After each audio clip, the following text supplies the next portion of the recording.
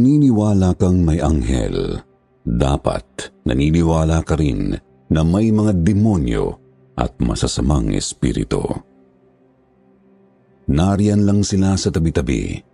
Inuudyukan ang mga taong nanghihina at natatakot na gumawa ng masama sa sarili nila at sa kapwa.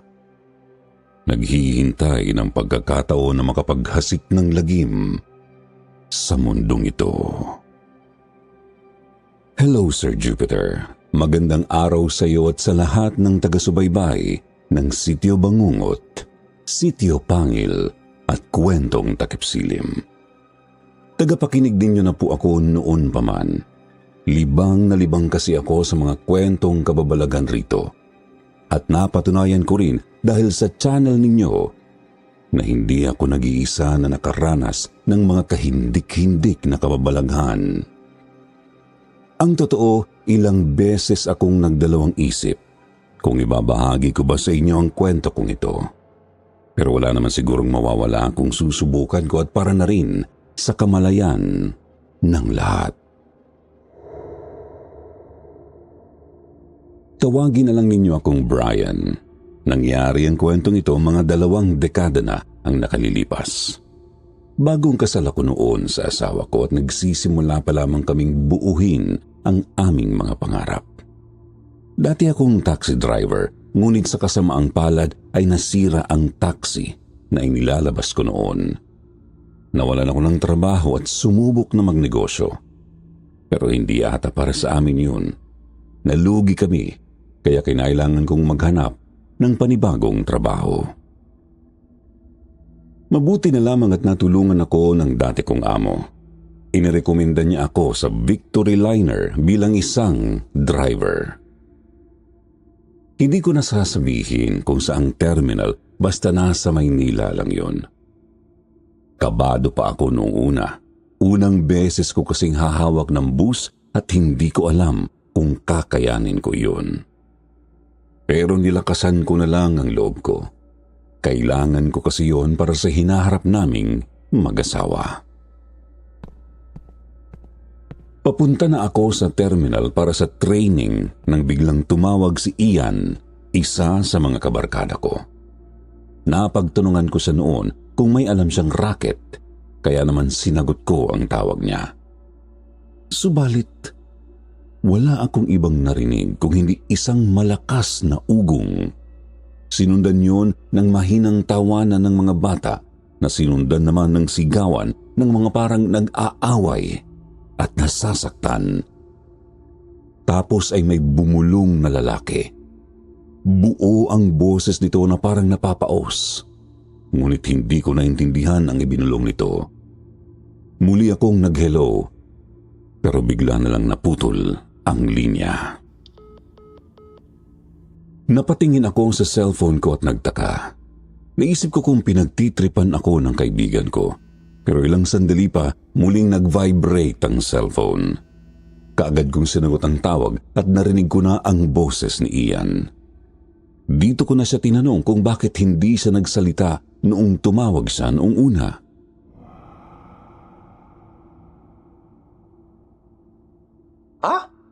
Kakatawag ko lang. Hindi pa ako tumatawag sa'yo. Kakatapos ko pa nga lang magbihis at mag-aalmusal pa lang eh.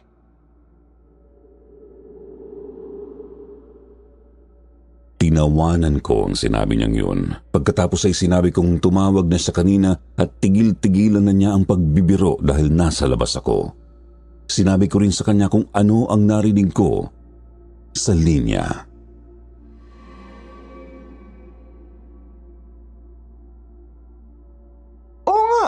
Seryoso, Brian. Ngayon lang ako tumawag sa'yo. Tsaka paano naman magkakaroon ng mga bata rito? Alam mo naman bawal ang mga bata dito sa nilipatan kong apartment eh. Isa pa, walang nag-aaway rito. Ang tahimik kaya.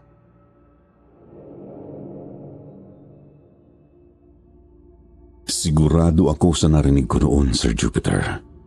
Pero mukhang hindi naman nagbibiro ang kaibigan ko. Tumawag lang daw siya dahil gusto niyang magpasalamat sa pagtulong ko sa kanya sa paglilipat noong nakaraang araw. Hindi raw siya nakatawag kaagad dahil grabe yung hangover niya kahapon.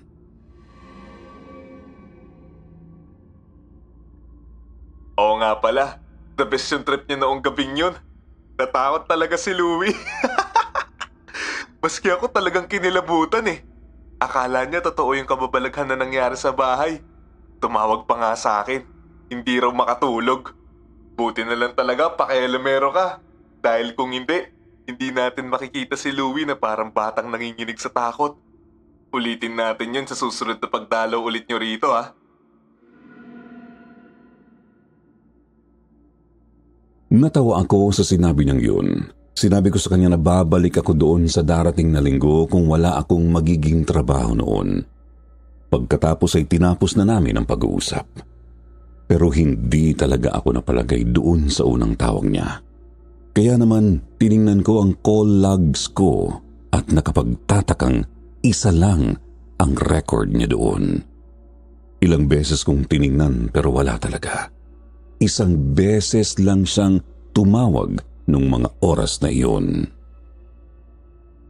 Napakamot na lang ako sa ulo.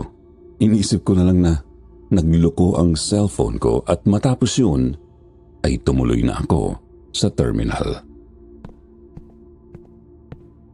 Nakarating naman ako doon ng tiwasay. Medyo mainit lang kaya basa na ng pawis ang likuran ko noon. Kaagad akong pinapunta sa opisina at doon ay simulan akong interviewin. Simple lang ang mga tanong at naipasa ko yun. At dahil sa inirekomenda nga ako ng kaibigan ng isang mataas doon, ay hindi na ako dumaan sa iba pang proseso. Sa madaling salita, mabilis akong natanggap. Makalipas ang ilang araw, matapos kong makabisado ang ruta, pinagbigyan na nila ako na bumiyahe mag-isa. Eksakto rin kasi noon at may umalis silang driver. Ipinakita sa akin ng bisor doon ang bus na imamaneho ko. Inilibot niya muna ako sa labas nito habang ipinaliliwanag ang mga dapat kong gawin bago umalis ng terminal. Tiningnan ko ng maigi ang palibot ng bus. Makinis ito't bagong pintura. Abala ako sa pag-uusisa pa ng paligid nito nang mapatingin ako sa bintana sa bandang likuran. At doon ay nakita ko ang isang batang babae na nakadungaw. Mahaba ang tuwid niyang buhok at nakasuot siya ng dilaw na blusa. Hinawi pa niya ang kurtina at pagkatapos ay kumaway sa akin. Nagtaka ako kung bakit may bata doon, pero kinawayan ko na lang din ito pabalik. Ngumiti ang bata at pagkatapos ay umalis ito at isinara ang kurtina. Umakyat na kami ng bisor ko sa loob ng bus. Tatanungin ko sana siya tungkol sa bata nang makita kong walang laman ang sasakyan. Naisip kong baka nagtago lang ito. Kaya naman habang nagsasalita ang bisor ko ay pasimple kong hinanap ang batang babae. Pero wala talaga ito doon. Hindi ko naman iyon nakitang bumaba. Napasimangot ako at napansin yon ng bisor ko. Tinanong niya ako kung ano ang problema, ngunit nagdahilan na lang ako na biglang kumati ang lalamunan ko. Ayaw ko kasing isipin niya na kung ano-ano ang mga nakikita ko. Pagkatapos niyang magpaliwanag ay hinayaan na niya akong makita at masubukan ang bus. Kailangan ko raw bilang isang driver na siguraduhin gumagana at maayos ang lahat. Kaya naman nang makababa siya at tinignan ko kung gumagana ang lahat ng mga ilaw. Sinubukan kong buksan ang mga ilaw pero ayaw sumindi. Tiningnan ko pa ang mga switch, baka kasi iba yun sa ibang bus. Pero pareho lang naman. Muli kong sinubukan pero talagang wala ni isang ilaw ang sumindi. Naisip kong baka dahil yun sa kalumaan ng bus. Kung titingnan kasi sa loob ay parang may kalumaan na ito, sadyang pininturahan lang ng bago para gumanda sa labas. Tatayo na sana ako para mai-report yun nang maramdaman kong may mga kamay na humawak sa magkabilang balikat ko pagkatapos ay itinulak ako nito pababa, dahilan para mapaupo akong muli. Sigurado akong mga kamay yun, Sir Jupiter. Tumingin ako sa rearview mirror ng bus at nakita ko ang batang babae na nakita ko kanina sa likuran. Nakasilip siya mula sa likurang upuan sa bandang gitna ng bus at nakangiti sa akin. Pero imposibleng nakapunta sa doon ng ganoon kabilis at nang hindi ko man lang naramdaman. Bigla akong nakaramdam ng kakaiba ng mga oras na yon, Sir Jupiter. Parang ang bigat ng hangin sa loob ng bus. Pakiramdam ko napakainit doon at ang hirap huminga. Ilang sandali pa, nakaamoy ako ng amoy asupre.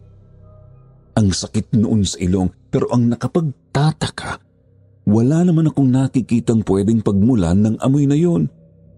At pagkatapos ay narinig ko malakas na pagtawa ng batang babae. Dito na ako pinagpawisan. Lumakas na rin ang kabog ng dibdib ko at dahan-dahan akong humakbang papunta sa pintuan ng bus.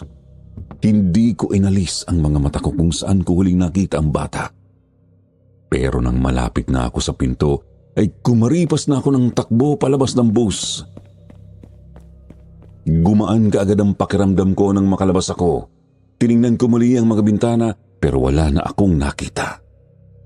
Paatras ako ng paatras ng isang kamay muli ang tumapik sa akin at halos mapatalon ako sa takot. Akala ko atakihin ako sa puso, ngunit pagharap ko ay isang matangkad na lalaki na nakauniforme ang nakita ko. Tawagin natin siyang Kuya Jay at siya raw ang magiging konduktor ko.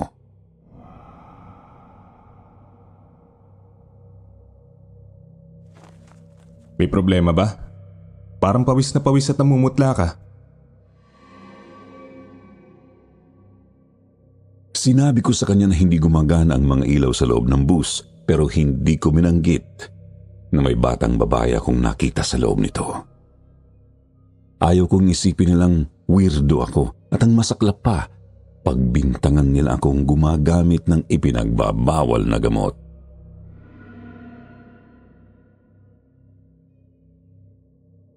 Ganun ba? Pero imposible namang sira ang lahat ng ilaw.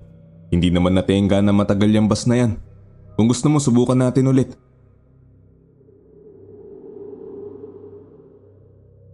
Tumingin muna ako sa mga bintana ng bus bago tumango sa suhestyon niya.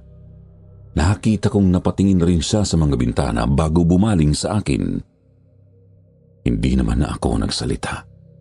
Umakyat ulit ako ng bus at sa pagkakataong ito ay pinaandar ko na pati ang makina nito. Binuksan ko ang mga ilaw at aircon at lahat ng yun ay bumukas ng walang problema. Nagulat ako. Sigurado kasi akong hindi gumagana ang mga yun kanina. Hindi ko na alam kung paano ipaliliwanag yun. Napakamot na lang ako ng ulo at napaiwas ng tingin kay Kuya Jay. Nahiya ako noon at naisip kong baka isipin niya na hindi ako mapagkakatiwala ang driver.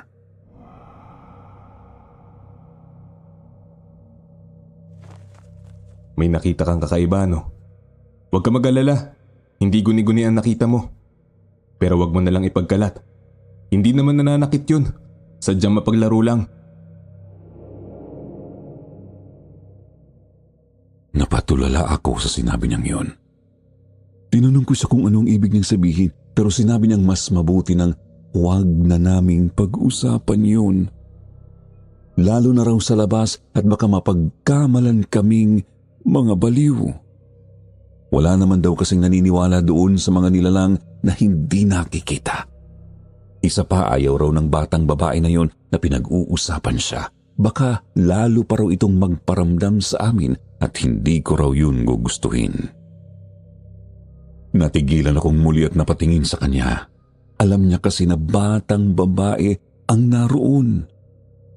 Medyo weirdo si Kuya Jay kung titingnan pero para malaman niyang may nakita akong kakaiba sa loob ng bus at eksakto pa yun, ibig sabihin lang noon ay hindi nga guni-guni lang ang nakita at naramdaman ko sa loob ng bus.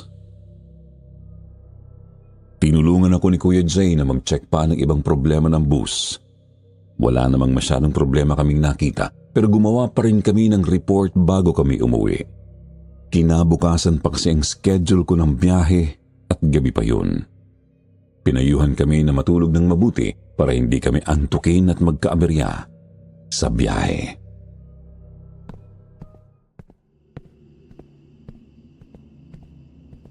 Kinabukasan pagdating ko sa terminal ay naroon na si Kuya Jay. Nalinis na niya ang loob ng bus pati ang compartment nito. Binati niya ako pero hindi na namin napag-usapan ang nangyari noong nakaraang gabi. Matapos ma-check ang lahat at makitang okay na ay inilabas ko na ang bus para mag-abang nga ng mga pasahero sa mismong terminal. Dumating naman ang isa sa mga inspector at sinabing driver din daw si Jay, kaya kung magkakaproblema raw ako sa daan, maaari akong tulungan ng konduktor ko. Nakahinga ako ng maluwag noon, lalo na at unang biyahe ko yun papunta sa isang probinsya. Hindi naman yun kalayuan, pero iba pa rin sa pakiramdam. Eksakto 9:00 nang mapuno at makaalis kami ng terminal. Maayos naman ang naging biyahe namin. Nakakwentuhan ko si Kuya Jay. Mas matanda pala siya sa akin at nalaman kong halos magdadalawang taon na siya sa kumpanya ng bus na yon. Doon lang din daw siya natuto at nagkaroon ng lakas ng loob na magmaneho ng malayo. Habang palalim na ang gabi, unti-unti na ding nakatulog ang mga pasahero. Kahit nga sa una naming stopover ay wala masyadong bumaba. Nasa kahabaan na kami ng isang highway nang mapansin ko sa rearview mirror na parang may tumakbo sa gitna ng bus. Hindi ko nga lang nakita kung yun ang batang babae na nakita ko noong unang gabi ko doon. Tinawag ko si Kuya Jay at sinabi ko sa kanya ang nakita ko. Tumingin siya sa likod. Tumingin din ako sa salamin, pero pareho kaming walang nakita. Dito ko na itinanong sa kanya kung normal ba yun na nangyayari sa mga bus doon.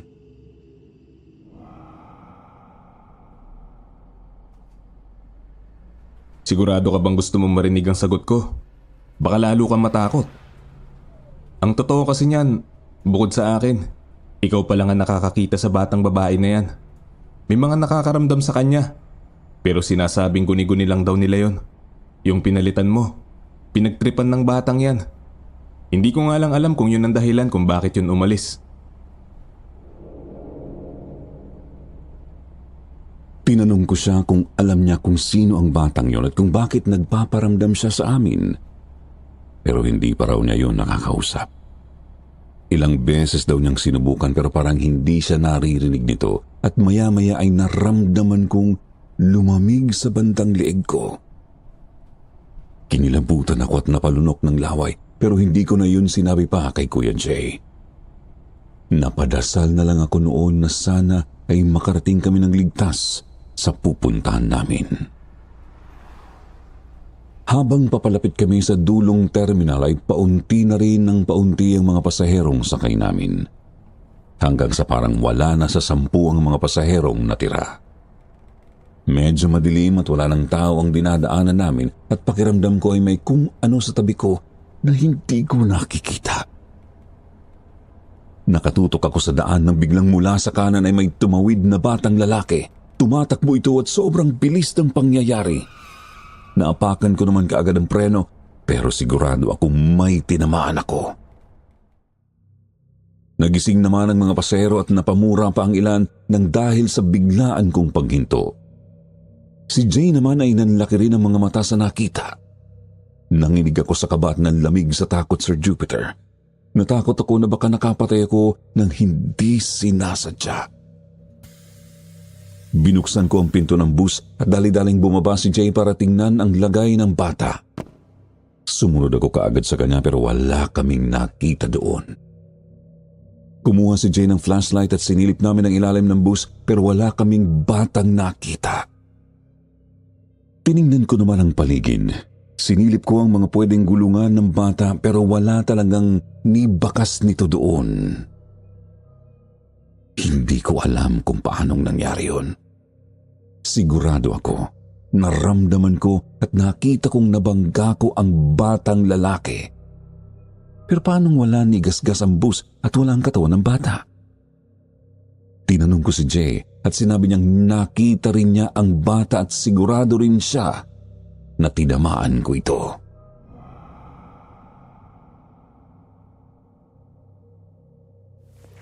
Ang mabuti pa, umalis na tayo. Wala naman dito ang bata. Isa pa, parang iba na ang pakiramdam ko rito. Hindi ata basta bata lang yung nakita natin. Tara na.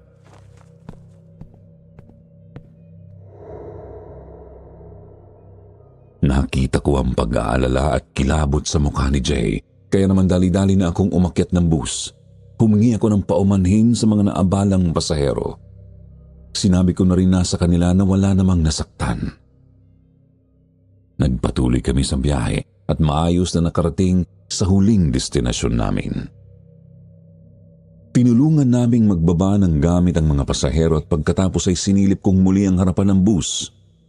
Kinapa ko iyon gamit ang aking kamay. Pero wala talagang palatandaan na may bumangga doon. Kinausap ko si Jay tungkol sa nangyari. Tinanong ko kung nakita ba niya talaga ang batang lalaki. Naisip ko na rin kasi noon na baka dala lang din ng antok ang nakita ko o baka dala ng takot ko sa nagpapakitang batang babae sa bus.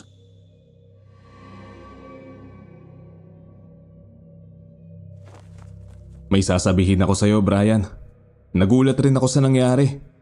Pero may kamukha ang batang yun. Iniisip ko to kanina habang nasa biyahe tayo. At naaalala ko kung saan ko siya unang nakita.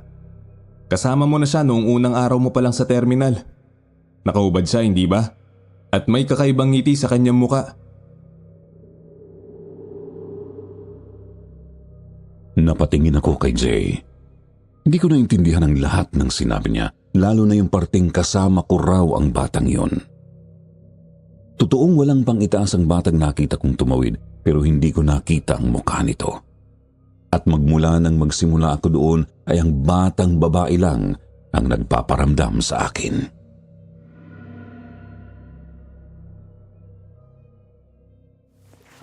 Eto pa.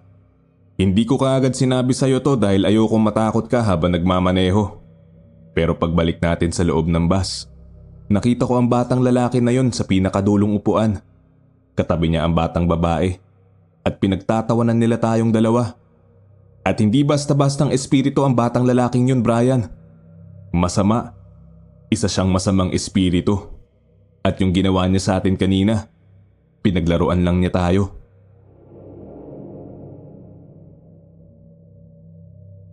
Napataas ako ng kilay sa sinabi niya. Tinanong niya ako kung bakit at paanong nadikit sa akin ang masamang espiritu na yon. Pero hindi ko alam ang sagot.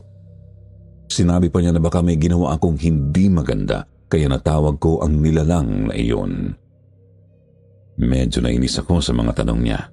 Sinabi ko sa kanya na hindi ko alam at wala akong ginagawang masama. Pagkatapos noon ay bigla siyang tumigil. Tumingin siya sa bus namin at napabuntong hininga. Nagtaka ako sa kung ano ang nakita niya kaya tumingin rin ako doon. At sa maniwala kayo sa hindi, nakita ko doon ang batang babae. Duguan ito, wasak ang kalahati ng mukha at umiiyak. Sa likuran nito ay ang batang lalaki, itim ang buo niyang mata. Nakangiti siya ng malaki at hawak niya ang ulo ng babae. Kinusot ko ang mga mata ko at baka namamalikmata lang ako at pagtingin kong muli doon ay unti-unti silang naglaho sa paningin ko. Pagkatapos ay narinig ko sa tenga ko ang isang kahindik-hindik na boses.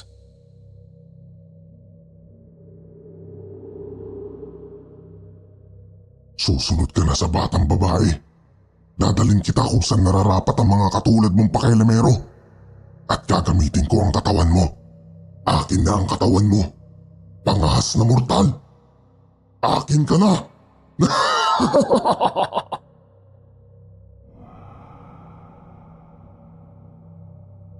Sinundan yun ng napakalakas na tao na unti-unting nawala. Naamoy ko ulit ang amoy asupre at nanigas ako noon sa kinatatayuan ko sa takot.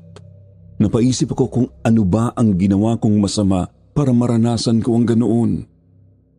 Pero wala akong maisagot sa tanong na yon. Hindi ko na namalayan na nanginginig na pala ang buo kong katawan. Hinawakan ako ni Jay sa balikat sabay sabing huwag daw akong masyadong matakot. Dahil habang natatakot daw ako, lalong lalakas ang demonyong yon. Sinabi niya na manalangin ako tumingin ng proteksyon sa itaas. Napatanong tuloy ako kung ano ba talaga siya at sinabi niyang isa lang siyang konduktor. Ngunit minsan ay isang paranormal investigator. Mayroon daw siyang grupo na nag-iimbestiga ng mga kababalaghan sa paligid. At galing daw siya sa pamilya ng mga albularyo. Medyo na-weirduhan ako doon sa sagot niya. Paranormal investigator? May ganoon ba talagang trabaho? Yun ang tanong na naglaro sa isip ko noon. Pero sa naranasan ko rin noon, naisip ko na ang mga ganoong bagay ay hindi dapat pinagtatawanan at ipinagsasawalang bahala. Nagpahinga kami matapos ang usapang yun. Kinabukasan pa ulit ang balik namin ng Maynila at kailangan kong matulog ng maayos. Pero hindi ko yun nagawa noong gabing yun. Hindi ako dinalaw ng antok. Para bang ang lakas ng katawan ko kahit alam kong pagod ako. Pagulong-gulong lang ako sa higaan at nakaririnig ako ng mga batang naglalaro sa paligid kahit wala naman. At nagpatuloy yun hanggang sa mag-umaga at talagang hindi na ako nakatulog. Nang magtatanghali na ay tinignan ko ang lagay ng makina ng bus. Tinignan ko rin ang mga upuan kung may naiwan bang mga gamit. Nasa bandang likuran na ako ng bus nang muli kong marinig ang nakakatakot na boses sa aking likuran.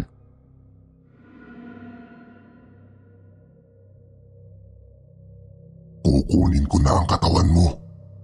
Gagamitin kita. At ngayong araw ay mamamatay ka.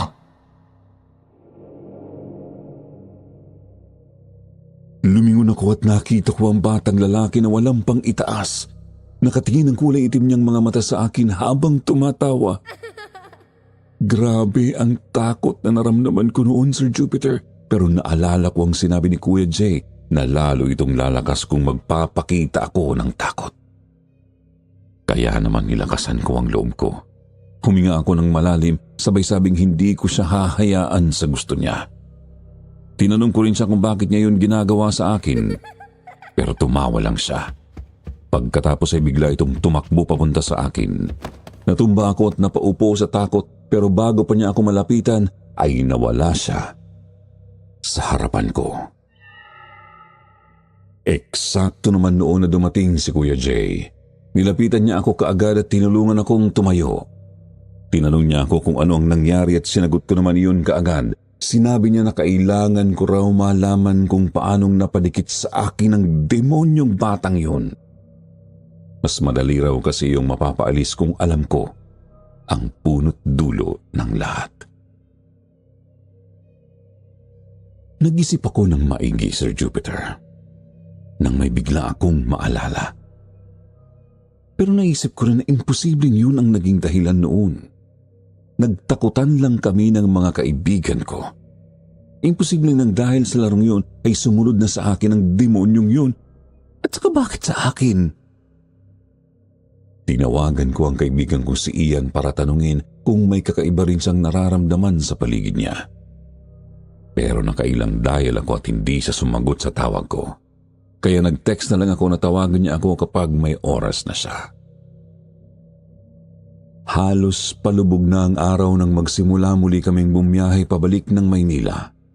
Maayos naman ang simula ng biyahe pero bago pa kami makarating sa unang stopover ay bigla akong nakaramdam ng matinding antok. Yung tipong napapayuko na ako at napapapikit ng kusa. Pilit ko yung nilabanan pero may malamig na hangin ang bumuga sa aking mukha at narinig kong muli ang pagtawa ng mga bata sa likuran. Tumingin ako sa rearview mirror nang marinig kong muli ang karimari-marim na boses sa likuran ko.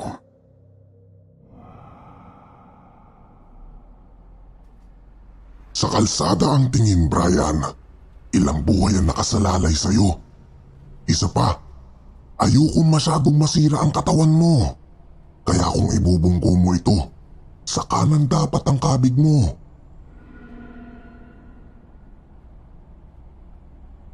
Pinagpawisan ako ng malamig noon, Sir Jupiter, pero mas hinigpitan ko ang kapit sa manibela at pilit kong idinilat ang aking mga mata.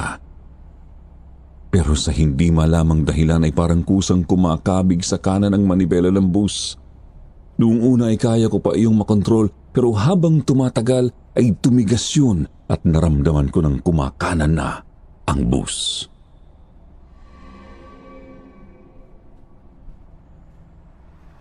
Kapag nabuhay ka rito, siguradong makukulong ka. Pero huwag kang mag-alala. Hahanap ulit ako ng paraan para mapatay ka. At lalasapin ang kaluluwa mo. At ng lahat ng narito.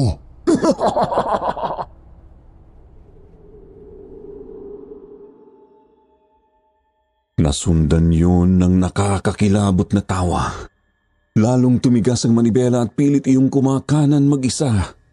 Nagsimula ng bumusina sa amin ang mga nasa likuran. Tumakbo papunta sa akin si Kuya Jay mula sa likuran at tinanong niya ako kung ano ang nangyayari.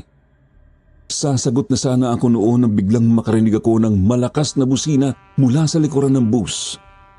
Tiningnan ko ang side mirror sa kanan at nakita ko ang rumaragasang truck ng basura. Busina ito ng busina at parang hinahabol kami. Napansin na ng mga pasahero ang nangyayari at nagsimula na rin silang magpanik.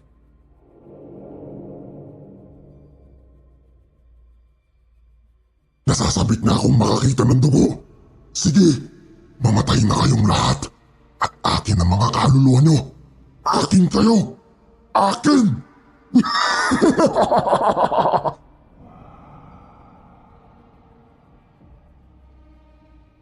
Sumigaw ako ng malakas na, "Hindi!" Pinilit kong ikabig sa kaliwa ang manibela pero ang hirap na noong gawin, kaya naman pinilit ko na lang na pahintuin ang sasakyan. Ayaw kumagat ng preno noong una pero kasama ng panalangin ay muli ko iyong tinapakan at kaagad na tumigil ang bus. Ngunit muntik nang masubsob paharap ang lahat ng pasahero namin. Lumagpas ang truck ng basura at walang aksidenteng nangyari. Galit na galit ng mga pasahero sa akin noon, Sir Jupiter. Nang mga oras na yun, naisip ko na hindi na naman ako nalalayo sa kawalan ng trabaho. Humingi ako ng paumanhin sa mga pasahero. Tinanggap ko ang mga sermon at mura nila kahit na hindi ko naman kagustuhan ang nangyari. Sa stopover ay tiningnan muna namin ni Kuya Jay ang makina at manibela ng bus. At wala kaming nakitang kahit anong sira doon. Sinabi ko sa kanya ang mga sinabi sa akin ng demonyo at iyon na raw malamang ang dahilan ng nangyari. Mabuti raw at nagawa ko pang makapreno. Matapos yun ay nagpresenta na si Kuya Jay na siya na ang magmamaneho. Magpahinga na lang daw muna ako dahil mukhang kulang ako sa tulog. Hindi naman na ako nagreklamo pa. Tumabi ako at hinayaang si Jay ang magmaneho. Naging maayos ang biyahe namin matapos yun. Ginusto kong matulog dahil talagang inaantok na ako. Pero hindi ko talaga nagawang makatulog. Kaya naman ikinwento ko na lang kay Kuya Jay ng mas detalyado ang mga nangyari kani-kanina lang. Pero wala na siyang sinabing iba. Magpahinga lang daw ako.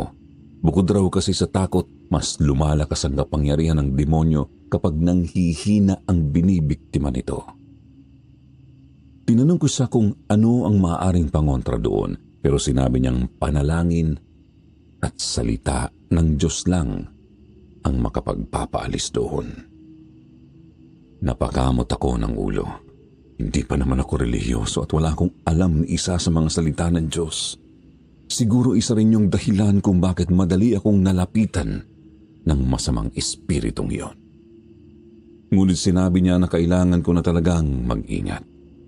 Pag-uwi ko raw ay dapat pumunta ako sa isang pastor o isang pari. Depende raw kung anong pinaniniwalaan ko. Pero sinabi niya na kakaiba raw ang nakadikit sa akin na yun. Pakiramdam daw niya ay hindi yun normal na masamang espiritu. Parang napakalakas daw nito. nakarating kami ng maayos ng Maynila.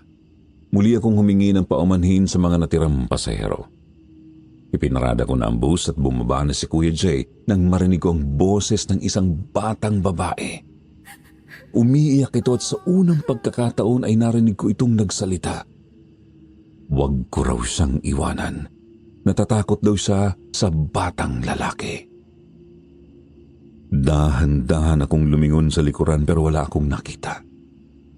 Narinig ko muli ang mga salitang yun pero nasundan yun ng malakas na pagtawa ng lalaking bumubulong sa akin at sinabayan naman iyon ng pag-iyak ng batang babae.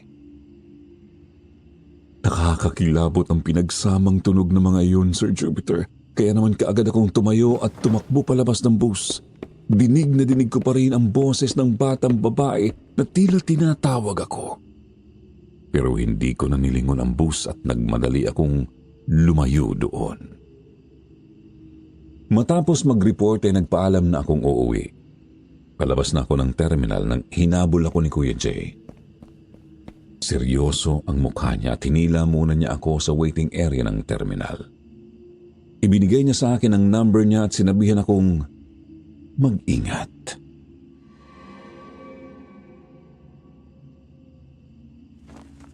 Hindi ko nakikita ang batang lalaki sa tabi mo ngayon. Sana nga inilubayan ka na niya ng tuluyan. Pero sa oras na may kakaibang mangyaring isang bagay na hindi mo maipaliwanag, tawagan mo ako. Maliwanag ba?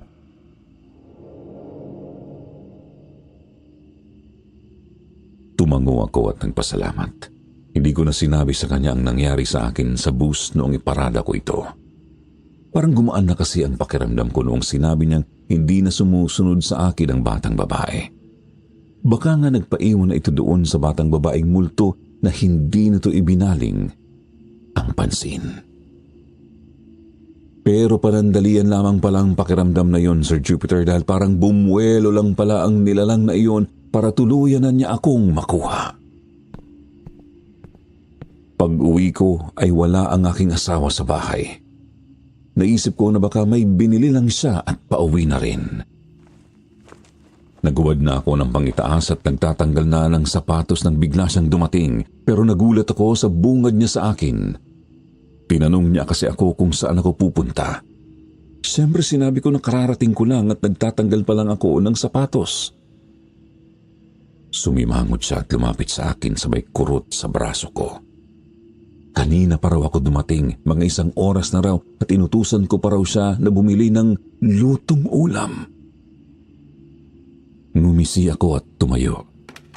Kala ko kasi pinagtitripan lang niya ako. Sinabi ko sa kanya ulit na kararating ko lang pero pinagpilitan talaga niya na kanina pa ako dumating. Hinalikan pa nga raw niya ako bago ako dumiretso sa kwarto para matulog. Naggalit na siya at pinagbintangan na akong nananakot. Kaya naman matapos kong tuluyang hubarin ang aking mga sapatos ay dumiretso ako sa kwarto.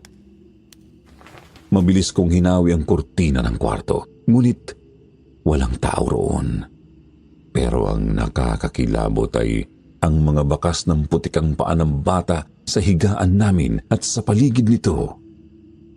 Tinawag ko ang asawa ko at napatingin siya sa akin matapos makita iyon. Kung hindi raw ako ang umuwi kanina, sino yun? At kanino raw ang mga bakas ng paa na yun? Kinilabutan ako noon, Sir Jupiter. Hindi ko alam kung paano ipaliliwanag sa asawa ko ang nangyayari. Maging ako kasi ay hindi alam kung paano naging posible yun. Naisip ko noon na kaya hindi nakita ni Jay ang batang demonyo ay dahil nauna na pala ito sa akin. Pauwi.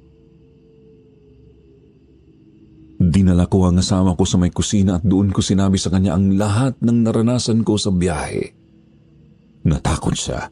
Nag-isip at sinabing kailangan naming pumunta ng simbahan.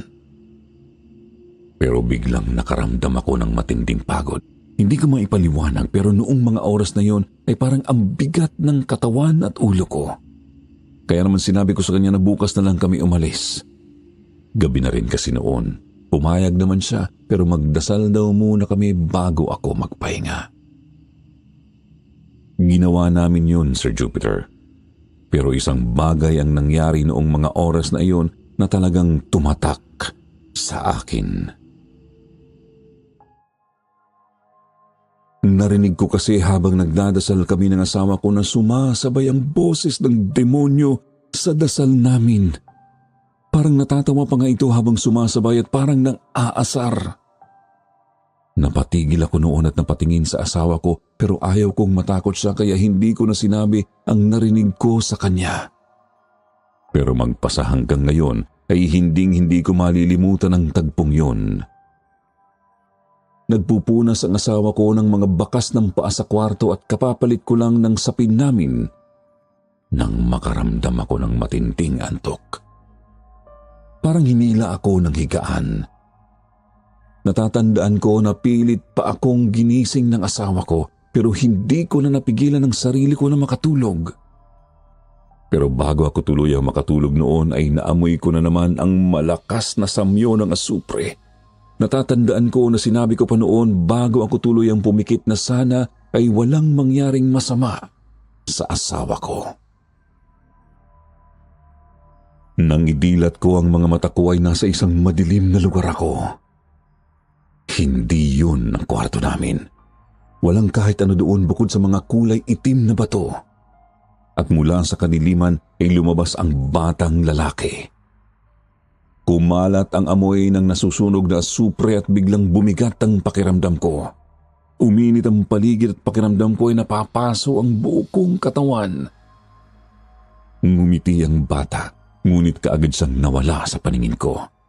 At pagkatapos ay isang binata naman ang lumabas mula sa kadiliman, kamukha yun ng bata at pareho silang walang pang-itaas. Papalapit na ito sa akin nang muli itong mawala. Hinihingal na ako noon nang dahil sa nervyos at kaba nang makarinig ako ng tinig sa aking likuran kaya kaagad akong tumalikod at nakita ko ang aking sarili. Itim ang buong mga mata, may mahahabang pangil at may nakakatakot na ngiti. Napaurong ako at nagsimulang humalakhak ang nilalang na tila gumaya sa hitsura ko pero hindi nagtagal ay bumalik ito sa normal nitong hitsura. Sa pagiging bata. Ngunit ang boses nito ay malaki at nakakatakot na parang sa isang halimaw.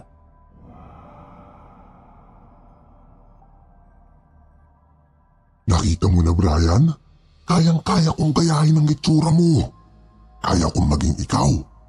At yung asawa mo, sisiguraduhin ko na siya ang magiging pinakamasayang babae sa mundo. Ibibigay ko sa kanya ang lahat. Basta sambahin niya lang ako. Dahil kung hindi, gagawin ko rin siyang panggatong.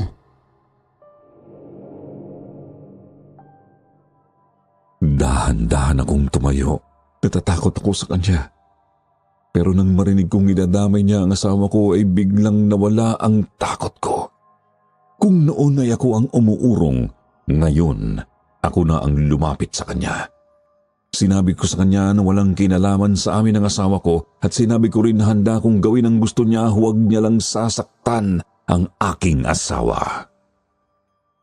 Tinawanan niya ako, Sir Jupiter. Pagkatapos ay itinulak niya ako dahilan para mapaupo ako.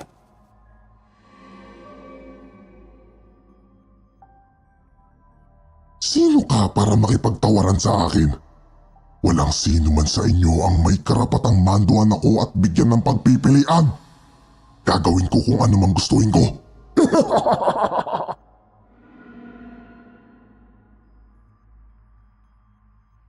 Muli siyang humalakhak at lalong uminit ang hangin.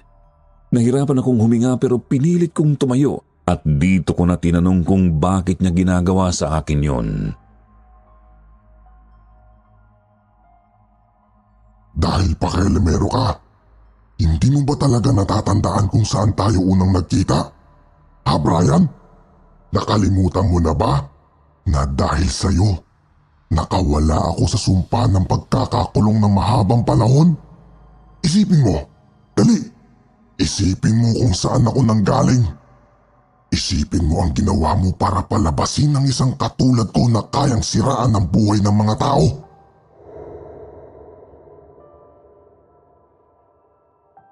Tumigil ako at nag-isip. At ang bagay na yun lang ang naalala kong maaari niyang pagmulan. Ang Ouija board na nakita ko sa kisame ng bagong apartment ng kaibigan kong si Ian. Naglilinis kami noon ng aksidente kong naiangat ang kisame at dahil gusto kong malaman kung ano ang naroon ay pumasok ako doon. Doon ko nakita ang isang luma at balot ng alikabok na Ouija board. Ibinaba ko iyon at habang umiinom ng alak ay pinaglaruan namin ang bagay na yon. Sinabi ng isa sa mga kaibigan namin na itapon na lang yun at huwag nang paglaruan. Pero hindi kami nakinig sa kanya. Pinagkatuwaan namin yun at pinaglaruan. Naalala ko na gumalaw ang bagay na pinapatungan ng mga daliri na kasama ng board. Akala ko noon ang mga kaibigan ko lang ang gumagalaw noon. Natandaan ko rin noong mga oras na yon ang pangalan na lumabas nang magtanong kami ng pangalan ng espiritong naroon. Amaling. Amaling ang pangalan na nabuo noon. Nang maalala ko ang mga yon ay muling tumawa ng malakas ang demonyo, parang nabasa niya ang nasa isipan ko. Lumapit siya sa akin. Uurong sana ako nang makitang biglang hindi ko maikilos ang katawan ko at nagulat na lang ako nang makita ang sarili na nakahiga na. Umupo sa dibdib ko ang bata at napasigaw ako ng dahil sa bigat niya. Pakiramdam ko ay nabasag ang dibdib ko noon. Habang tumatawa ay inilagay niya ang mga kamay niya sa leeg ko at diniinan iyon ng buong puwersa at paulit-ulit niyang sinasabi na papatayin na niya ako. Unti-unti na akong nahirapang huminga. Lumabo na ang aking paningin at pakiramdam ko ay puputok na ang ulo ko sa sakit. Pero binilit kong huwag mawalan ng malay. Dito na niya tinawag ang isang nagngangalang Ella. Narinig ko ang pamilyar na iyak, yun ang iyak ng batang babae sa bus.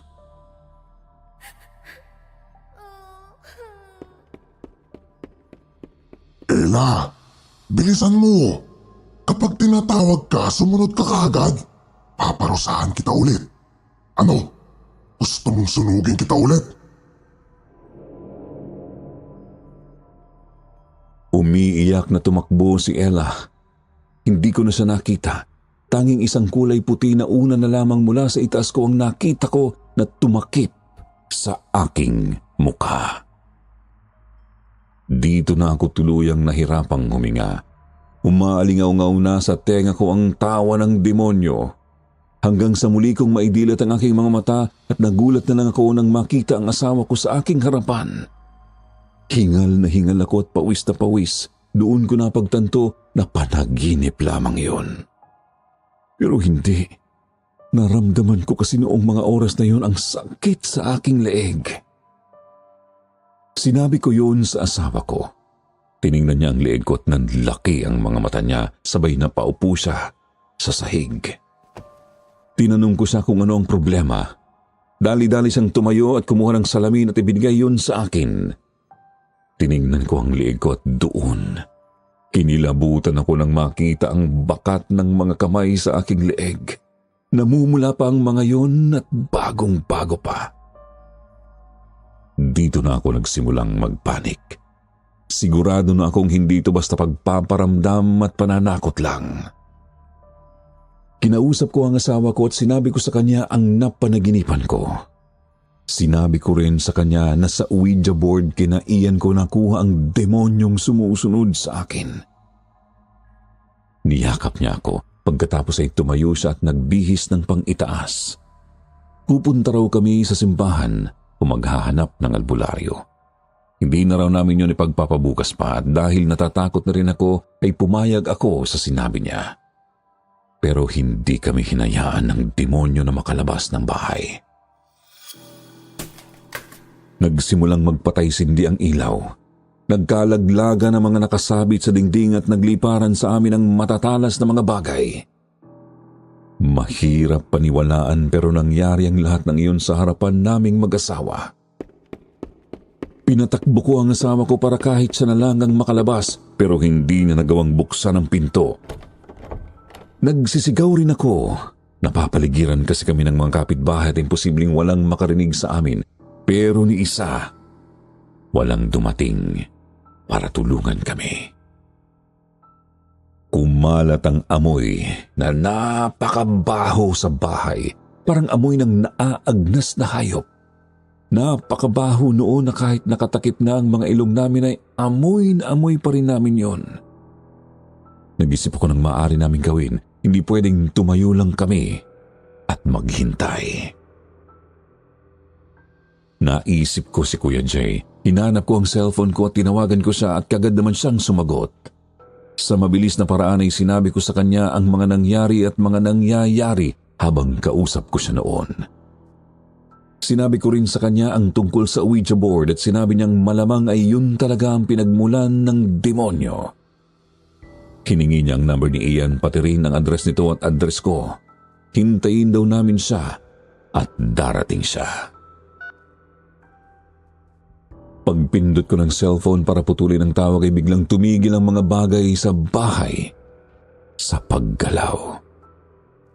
Tumigil ang ilaw sa pagpatay-sindi at tila gumaan ang hangin sa paligid. Nawala na rin ang nakasusulasok na amoy. Dahan-dahang naglakad ang asawa ko papunta sa pintuan nang biglang nasira ang gripo namin sa lababo. Sumirit ng malakas mula doon ang tubig na hindi nagtagal ay naging kulay itim. Nabasa ang mga gamit namin at narinig naming mag-asawa ang halakhak ng demonyo. Muling napadasal ang aking asawa.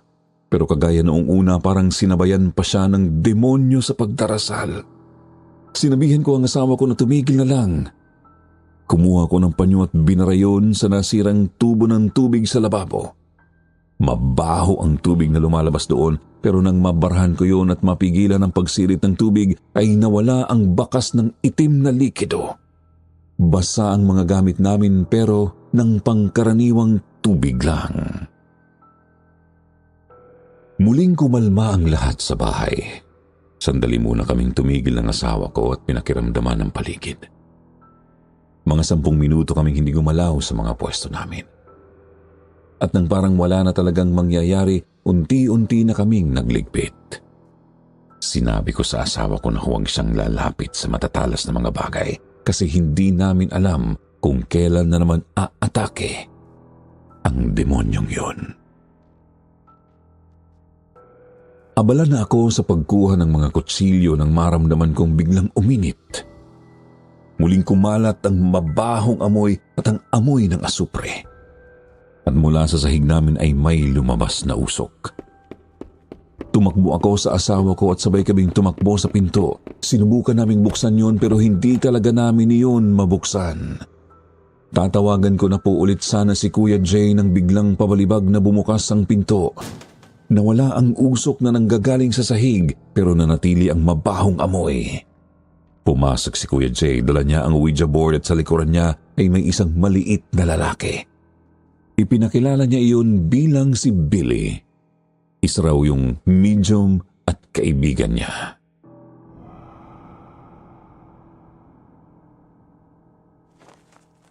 Ayos lang ba kayo? Nasaktan ba kayo? Pasensya na kung nahuli kami. Traffic. Ang hirap pang kausap ng kaibigan mo. Mabuti na lang at nasa labas na yung Ouija board. Kinuha na lang namin yan at tinakbo.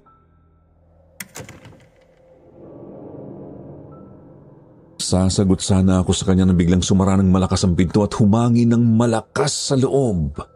Pero kahit mahangin ay napakainit pa rin. Tiningnan ni Kuya Jay si Billy. Tinanong niya ito kung handa na ito. Tinanong ko sila kung ano ang gagawin nila at sinabi ni Kuya Jay na ibabalik daw niya sa loob ng Ouija board ang demonyo. Tumutol ang asawa ko doon at sinabing baka mapahamak sila. Lalo na hindi naman sila mga eksperto sa ganoon. Sinabi rin ng asawa ko na hindi yun isang pelikula at maaaring buhay naming lahat ang malagay sa panganib. Pero sinabi ni Kuya Jay na wala ng oras para tumawag sa simbahan. Kung hindi raw nila susubukan ngayon ay baka hindi na ako abutan ng bukas. Pinaupo ni Kuya Jay si Billy sa isang upuan. Kumuha siya ng lubid sa bag ng kasama at pagkatapos ay itinali niya iyon sa upuan. Tapos ay nagsimula na siyang magsabi ng mga dasal sa salitang hindi ko naiintindihan. Nanginig si Billy at tumirik ang mga mata at ilang sandali pa ay naging itim ang mga mata nito na natuon bigla sa akin. Nagsalita ito pero ang boses nito ay isang boses na ng demonyo.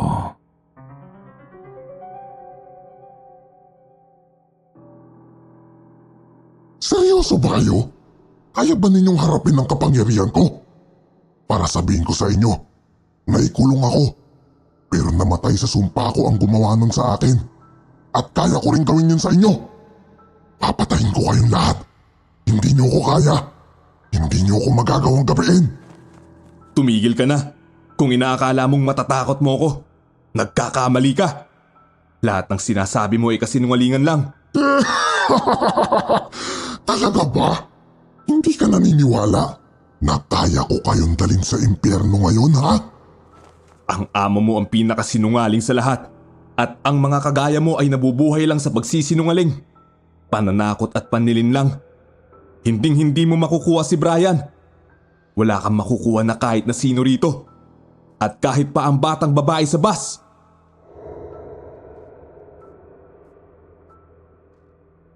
Nagsimula si Kuya Jay na magsalita muli ng salitang hindi namin naiintindihan. Nagsumigaw ang masamang espiritu. Hindi ito makawala sa pagkakatali at parang napapaso. Pagkatapos ay binuksan ni Kuya Jay ang kanyang Biblia. Nagbasa siya doon pero iba pa rin ang lengguwahe na gamit niya. Lumakas ang hangin at lumakas rin ang nakasusulasok na mga amoy. Biglang bumukas ang kalan namin at mabilis na kumalat ang apoy noon sa may lababo. Tumakbo ako at kaagad ko ay yung binasa pero hindi ko mapatay ang apoy. Patuloy si Kuya Jay sa pagbigkas ng mga salita habang ang demonyo ay patuloy rin sa pagsigaw. Paulit-ulit nitong sinasabi na dadalhin niya kami sa impyerno.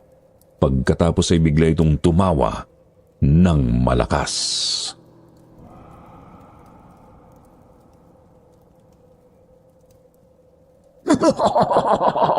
Mga hangal! Maaaring nagwagi kayo ngayon. Pero darating ang panahon na magkakaharap-harap rin tayong muli.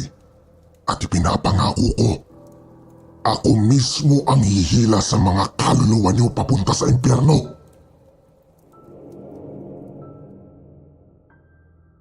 Biglang tumigil ang malakas na hangin. Nawala ang mabahong amoy at napatay ko na rin ang apoy sa may lababo. Napaluhod si Kuya Jay at nawala naman ng malay ang kasama niya. Kaagad ko silang inalalayan at dinala sa kwarto. Sinabi sa akin ni Kuya Jay na ibalot ko raw sa tela ang Ouija board at ilibing yun sa malalim na hukay para wala ng ibang makakita doon. Sinabi ko na bakit hindi na lang namin yun sunugin. Pero sinabi niyang kapag ginawa namin yun ay makakawala lang muli ang masamang espiritu. Kaagad kong ginawa ang sinabi ng yun, Sir Jupiter. Naghanap ako ng paglilibingan at inilibing ko ang bagay na yun. At humiling na sana ay wala nang makahukay pa noon. Hanggang ngayon tuwing bumabalik sa isipan ko ang karanasang yun ay kinikilabutan pa rin ako. Hindi ako makapaniwala na dinanas ko ang lahat ng yun. Kapag ikinikwento ko ito sa mga anak ko ngayon, parang hindi sila naniniwala. Hindi ko naman sila masisisi. Pero kung may napatunayan ako sa karanasang ito, yun ay ang totoo ang mga demonyo at masasamang espiritu. Isa pa, lagi tayong makikinig sa mga babala. Huwag nating pakialaman ang mga bagay na hindi naman natin alam kung ano. Dahil hindi natin alam kung anong klaseng demonyo ang nakakulong o nakakubli pala sa mga bagay na yon. Wala na ako sa Victory Liner ngayon, Sir Jupiter. Ganoon din si Kuya Jay. May sarili na akong talyer at tindahan ng mga parts ng sasakyan. Pero kung minsan sumasama pa rin ako kay Kuya Jay, lalo na kung mayroon siyang kaso ng kababalaghan na hahawakan. Matapos kasi ang insidenteng yon ay nagsimula na akong makakita ng mga bagay na hindi nakikita ng mga normal na tao. At tungkol naman sa batang babae sa bus, ang sabi ni Kuya Jay, naroon pa rin ito. Nagpaparamdam at pilit na naghahanap ng kalaro. At magpahanggang ngayon ay misteryo pa rin sa amin kung sino at kung ano ang nakaraan ng batang babaeng iyon. Hanggang dito na lang, Sir Jupiter. Salamat sa iyong pagbibigay ng pagkakataon sa kwento ko na mai-feature sa inyong channel. Sana may nakuha kayo kahit papaano sa kwentong ito. Lagi lang tayong mag-ingat at laging manampalataya sa nasa itaas.